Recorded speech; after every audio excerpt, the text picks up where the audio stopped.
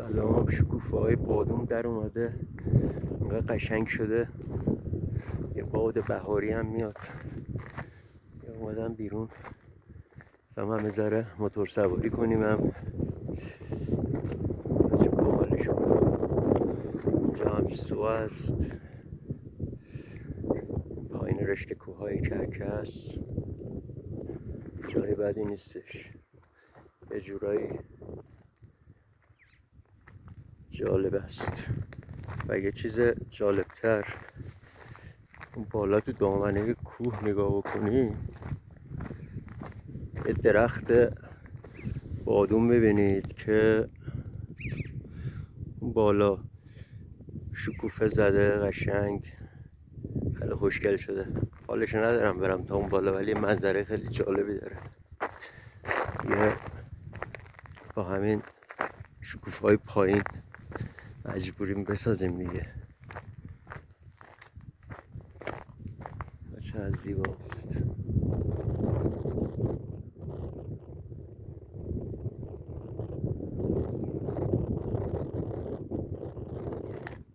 یه نام میشه چغال بادوم، بادام. ولی روح آدم شاد میشه خدایش. جاتان خالی، درختا.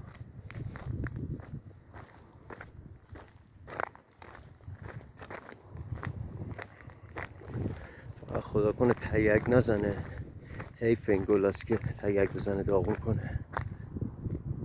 چه قشنگه.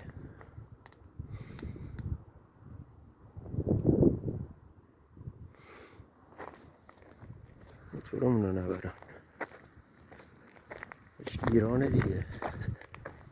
سرتو برگردونی ببینی خودت نیستی، خودتو بردن. یعنی کلیاتو بردن، 4 تا آجر گوشتن زیرت. شکوفه هاشم غنچه هستن، یه سریاشین دم دریه. غنچه هاش خیلی زیباست.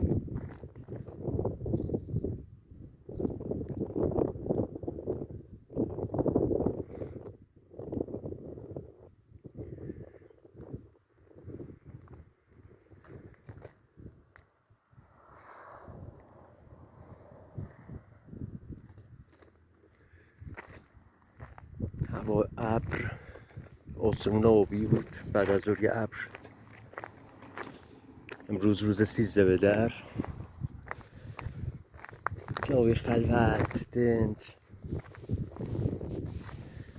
اینم نمای آخر این منطقه.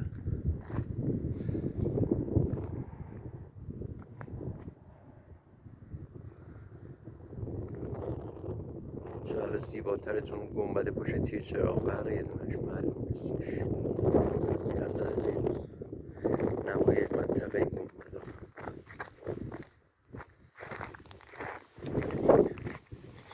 خدا نگهدار.